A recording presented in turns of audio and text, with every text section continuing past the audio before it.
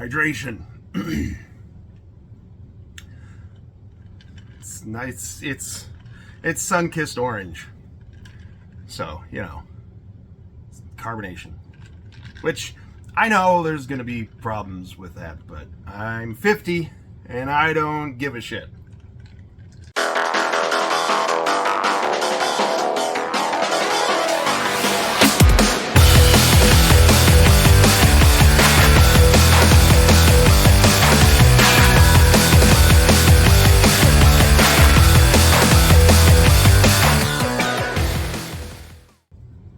So, while I while I boot up my old man notes, I am on a little bit of a crunch here, a little bit of a deadline. I got to record this ASAP, or rather, I've got to record it quickly because we've fixed these lights. These lights, replaced all the bulbs, but now they randomly turn off. If you saw my cringeless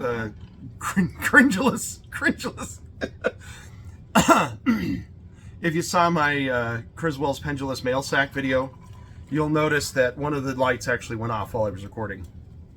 And so I gotta hurry. I gotta record this fast before the lights turn off. So you gotta boot up.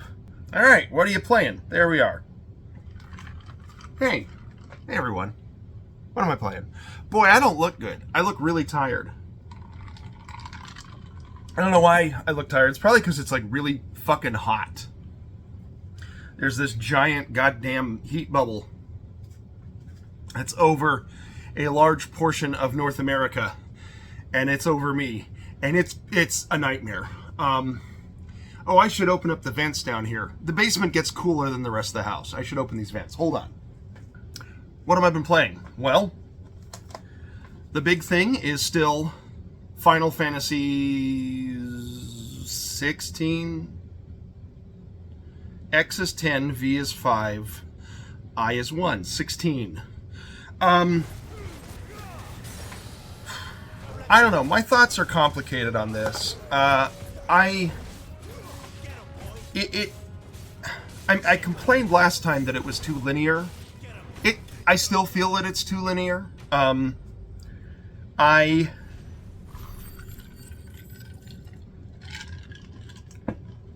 keep getting these situations where it's like it gives me a glimpse of an open area that I can explore and do some fun stuff with, only to find like an hour later I'm suddenly back in a corridor section where I'm just kind of ramrodded through a bunch of set pieces, and that's not really something that I want when I play a big, you know, Japanese style RPG. And so I don't know, I'm struggling with it. I don't remember where I am. Where am I right now in the game?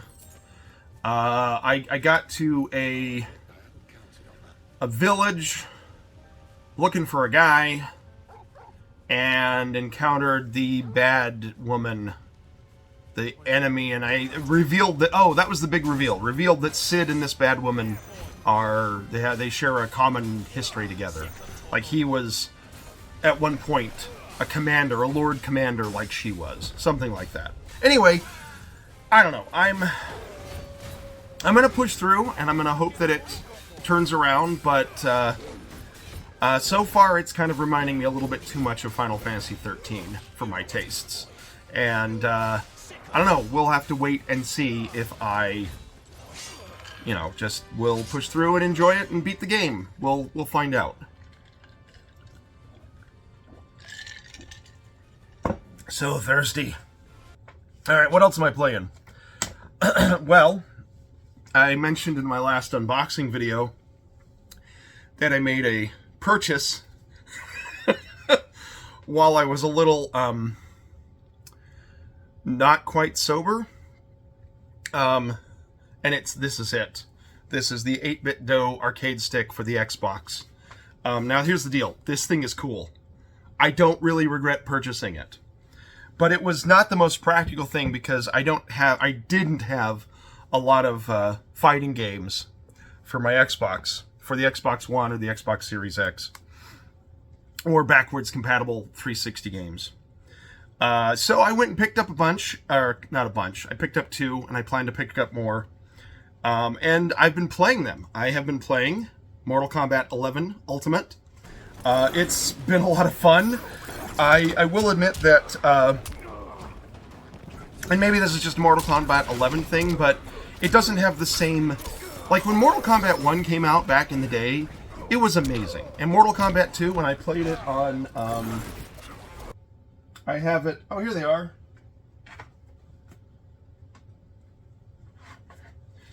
It's Mortal Kombat 1 for the Genesis, Mortal Kombat 2 for the Genesis, Mortal Kombat 3 for the Genesis. These were fucking fun games.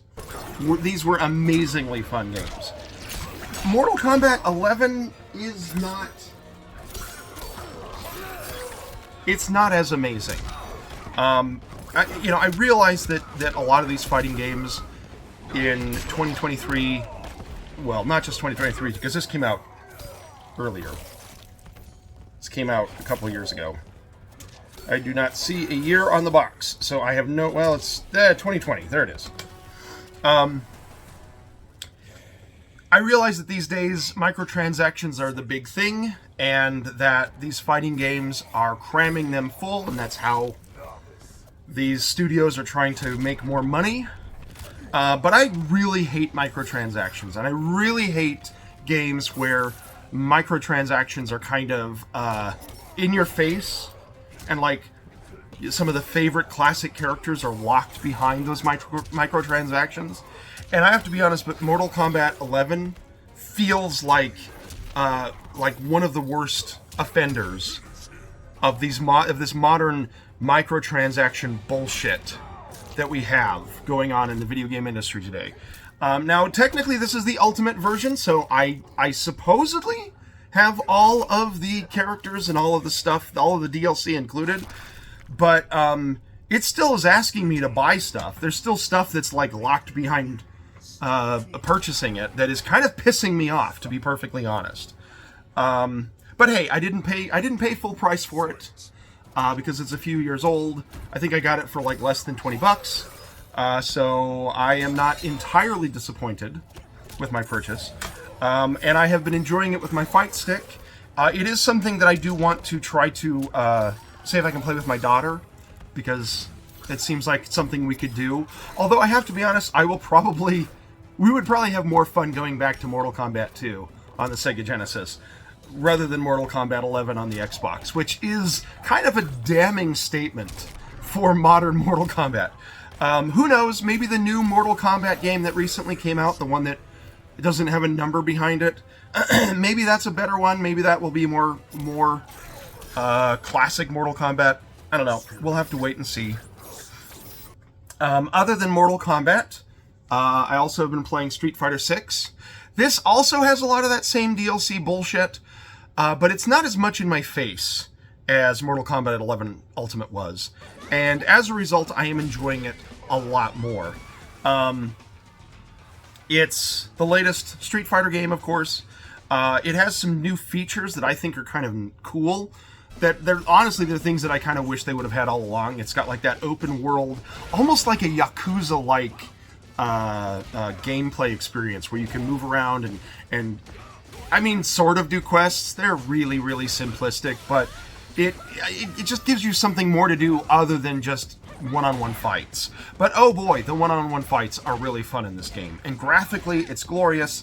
The hair system is a little weird, but that's kind of more an RE engine thing. But it is a lot of fun. The fight stick works really well. If I had any complaints, and I always have complaints, but if I had any complaints, it's that a lot of the classic moves are gone for a lot of these characters. I mean, they're there.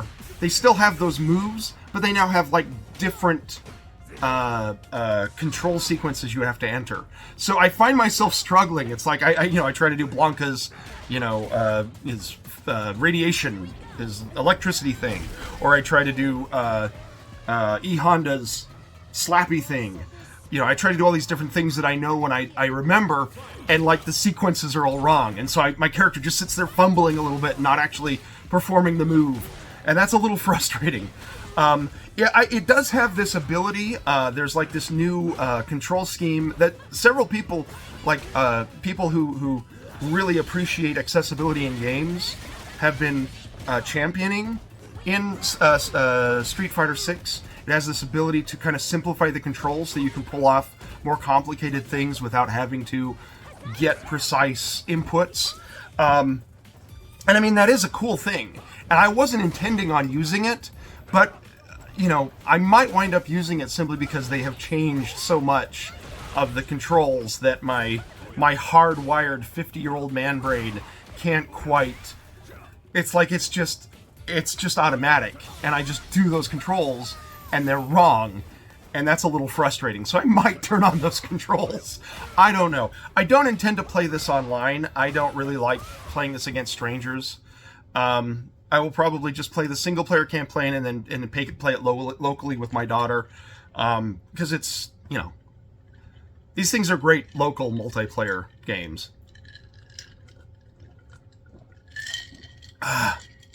So thirsty. But anyway, Street Fighter 6, having a lot of fun. All right, what else am I playing? All right, all the rest of these are PC games. Playing them either on my Steam Deck or straight on PC. I've been playing something called Dread Delusion, which, oh my gosh, this is a good game. It is a PS1 aesthetic, kind of like PS1 graphics, open world RPG. Some people were comparing it to Morrowind. As I've been playing it, I don't necessarily see the connection. I mean, there are giant mushrooms. That's about all of the similarities. But it's kind of a steampunk open world RPG that's kind of set up in the clouds, up in these floating islands, with some fairly interesting and surreal storytelling that I'm really enjoying. I mean, it's surreal, it's retro graphics, it's an open world RPG. It's kind of it's hitting all of those boxes that kind of just trigger the pleasure centers in my brain. So I've been playing it. It's a lot of fun. Dread Delusion runs great on the Steam Deck, runs great on your PC. I do have one complaint, and the one complaint is that it doesn't use cloud save. I started this on my Steam Deck, and then I'm like, oh, this is a lot of fun. I'm going to go play it on my PC, but my save game didn't transfer over. So I'm actually playing it twice, just like Lunacid, which I think is the reason why I'm getting so into it, because it kind of has that same aesthetic feel, the same aesthetic vibe as Lunacid. But Dread Delusion, having a lot of fun. I have also been playing 2 more Vampire Survivors clones. First one is Brotato, which is by... I didn't write down who it's by. It's like Bloop? Bloober? Not Bloober, those are the horror guys. It's a little indie developer that's put out a couple of games.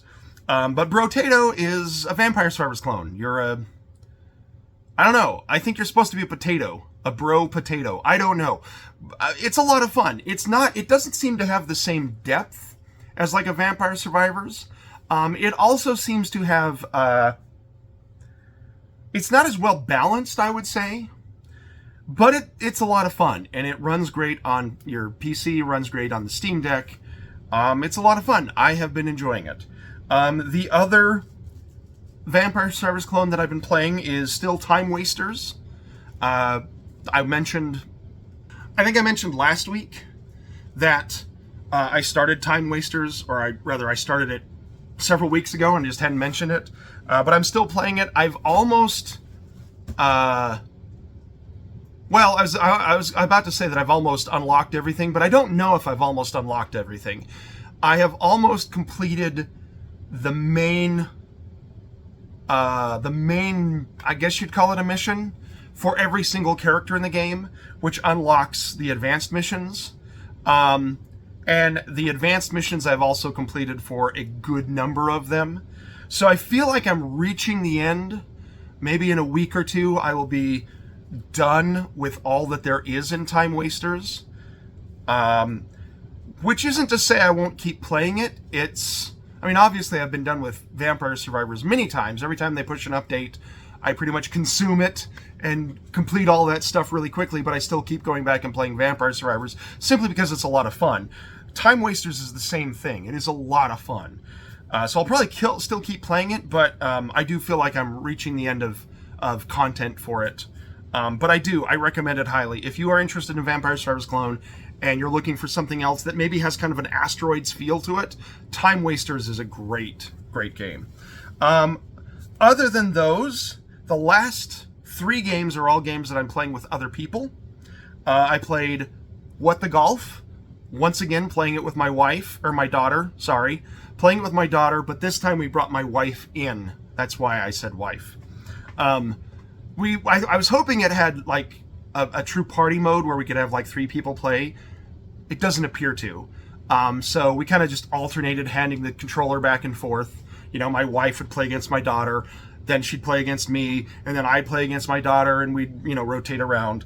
And yeah, With the Golf is just a lot of fun in its party mode if you play it with other people.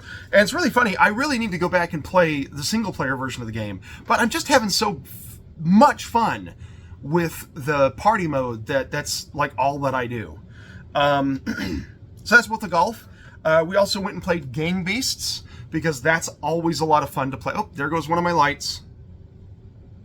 Fuck you, lights. We've also been playing Gang Beasts, which is, of course, a great game to play with a lot of people. It's a lot of fun. I don't need to sell you Gang Beasts. Gang Beasts is just a great game. It's silly. It's ridiculous. It's a lot of fun. And then finally, the last thing that I'll mention is my friends that we go and play a lot of Souls games. We have recently restarted Dark Souls 1. We're playing Dark Souls Remastered on Steam.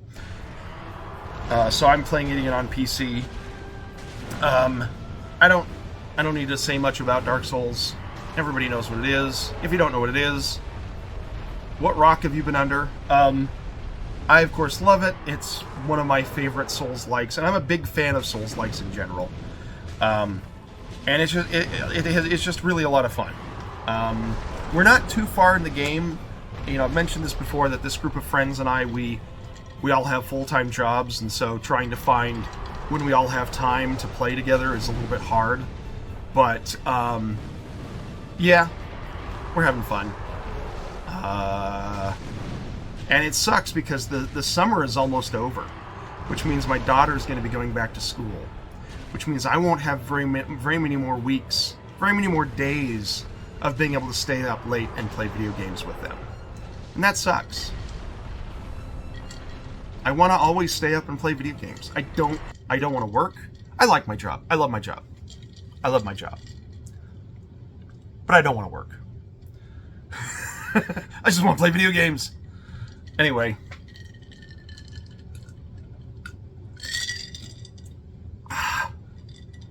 Sun-kissed. For when you don't have a Fanta. Alright, see ya.